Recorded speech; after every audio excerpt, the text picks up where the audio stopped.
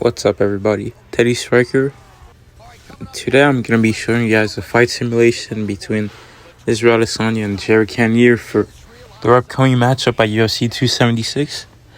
This is the two AIs to make it as even as possible, because maybe I could go online and then fight someone who's not as good as me, and then it'd be kind of me picking who I want to win based on who I picked. But here it's an evenly matched up Israel Adesanya and Cannonier, both legendary AI. For this matchup right here, I find it to be an interesting one. I think Cannonier is gonna come out. He's probably not gonna try to play that ranging striking game. He's probably gonna get in. We saw if you're gonna do that, unless you're mixing up takedowns and checking his kicks like Jan Blachowicz, you're probably not gonna have success for the Vittoria fight. That's what Izzy did. He had a significant speed advantage. He's a lot faster than these guys. Whitaker is able to match him because of his blitzes and the way he's able to mix in his he's got some explosive footwork. So he was able to close the distance quick. And to be honest, I thought Whitaker won that Adesanya rematch with his good striking, good jabs, and mixing up takedowns. Israel was he definitely won the first round, dropped him in that, controlled the action. But I think it was round 2, 4, and 5, or 3, 4, and 5. Whitaker took those rounds. I thought he took it base up, and he was landing a lot of shots with his left hand. He was not landing his right hand at all.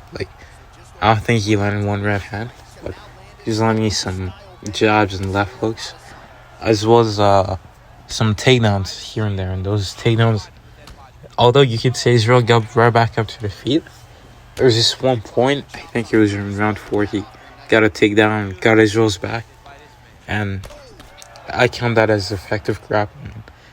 I think that was probably enough for him to do the round, because Israel didn't get close to finishing the fight as Whitaker, because he had his back.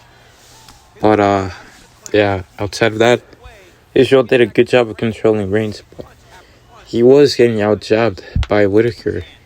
Whitaker's got a really good job. We had seen Israel get out jabbed by Blachowicz as well. So it's there were some aspects to the striking where you can out pick him, but I don't think Cannonier is gonna be able to do that. He's really gonna have to use his footwork offensively. He's gonna have to get in Israel's range. He's gonna take a few shots, but it was gonna be worth it if he can get some of his shots back. The shots that Israel's gonna land, it's not gonna be as impactful as when Cannonier's gonna land.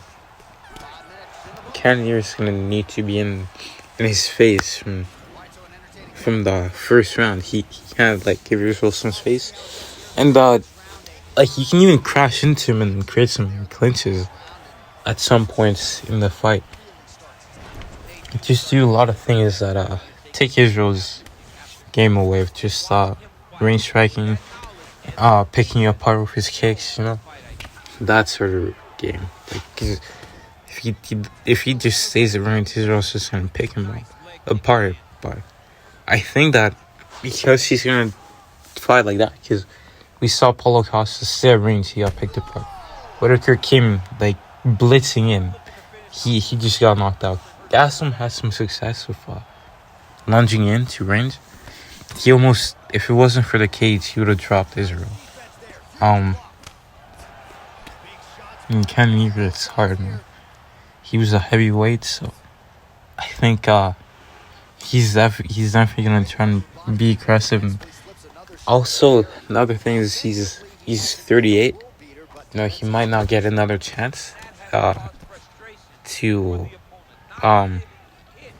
to fight for the title or be a champion.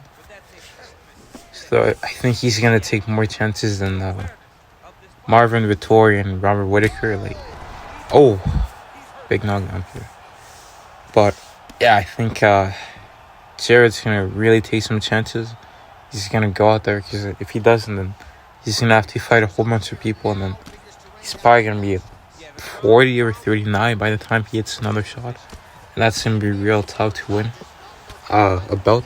He could probably go up to light heavyweight again, because up there, like, see, Glover is 42. He's still competing, but a middleweight's gonna be tough. So he's gonna have to come in, but I think that's gonna lead to him getting finished for this fight. I think like he's for a few rounds he might get like picked, like outstruck, like Israel's gonna outstrike him for a few rounds, I think, and then maybe for 1 or 2 rounds, and then I see the Cannonier start getting like wild and start like swinging, you know, like try and go for him, and I think Israel's gonna catch him a bit, like kind of get him to respect him for a bit, and like Cannonier's probably gonna be like her with a check hook coming in, and he's gonna relax for a bit, and Israel, like, I think he can catch Cannonier with a fake cross to a head kick from the southpaw stance, as Cannonier's an orthodox. He used that against Paulo Costa. Another thing is Robert Whittaker was catching. Obviously, that's Whittaker's signature combo, but he was catching Cannonier with that 1-2 to a head kick. So I can Israel's got a faster kicks than Whittaker, so I can definitely see him landing that something like that to finish him off, like a fake cross to a question mark kick maybe. And Jared doesn't have the best with chins. I like heavyweight, he outfinished. At heavyweight, he outfinished. But those are higher weight classes. At middleweight, Calvin Gastelum was able to rock him. And then Whittaker, and also Brunson dropped him. But yeah, my prediction is Israel Adesanya. If you guys think the fight is gonna go like how the game plan UFC 4 went, like with Jared Cannonier won, let me know in the comments. And hopefully this isn't one of those another decision fight by Israel. Like, it's been 3 times in a row. I'm hoping for a Paulo Costa fight type of performance, or even a Calvin Gastelum type of performance. Just a more like intriguing fight. But hopefully you guys enjoyed the video, and be on the lookout. I'll be uploading more frequently, and then yeah, hopefully you guys enjoy this one. Anyways, you guys have a good one, and let me know your predictions down below.